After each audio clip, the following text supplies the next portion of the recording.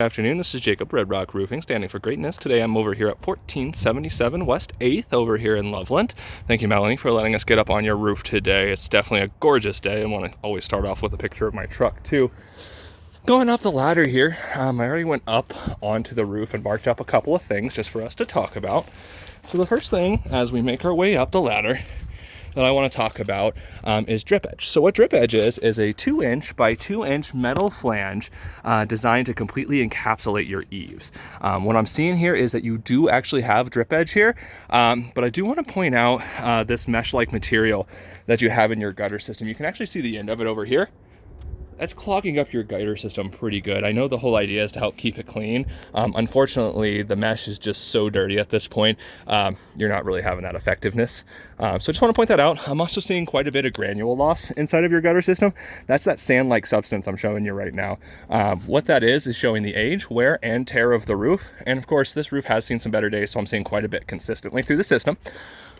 Bear with me just a moment here while I make my way safely up on top of the roof. As I mentioned before, I did go ahead and mark up some areas prior to coming up here.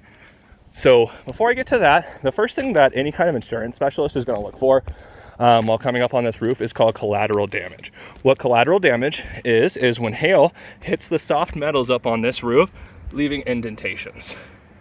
Great sign and indicator that you have seen some hail on this roof. And that one I didn't even need to mark up with chalk just because it was so prominent. All right, so the next thing I want to point out is what's called spalding. Spalding is when hail hits the shingle, dislodges those granules we were just talking about, showing that fiberglass underlayment underneath. I'm actually seeing quite a bit of evidence of this. And normally, in a 10-foot by 10-foot square on each slope, usually want to see about 6 to 10 hits, and I'm definitely seeing that up here. So this is going to be a great candidate for that.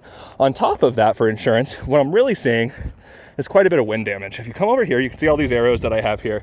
All these tabs are actually missing, or missing portions of them at the very least. So this is all from wind damage. It's pretty consistent up here, especially on the edges.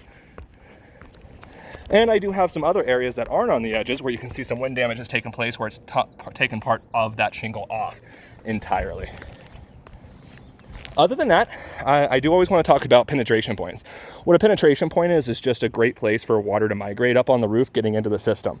Although I don't feel any major soft spots on this roof, I am seeing some areas where water could migrate. For example, if you take a look here, any of these nail heads should be sealed with silicone or at least some kind of water epoxy to make sure that no water can migrate. What happens is we put that nail through the metal, we put it through the shingle, and unfortunately there are some space left in there where water can migrate.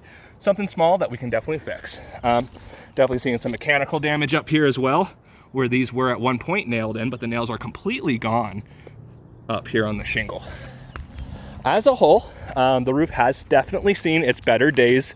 I would say that this roof is ready for a replacement, but better than that, even though you don't have drip edge all the way around, actually, I just want to point that out real quick. I noticed on this section, you do not have drip edge, so that is not code. But as a whole, I think that you're a great candidate to know what your options are for insurance, just because you have the older 3-tab roof up here. Once again, my name is Jacob. I'm with Red Rock Roofing, standing for greatness, signing out.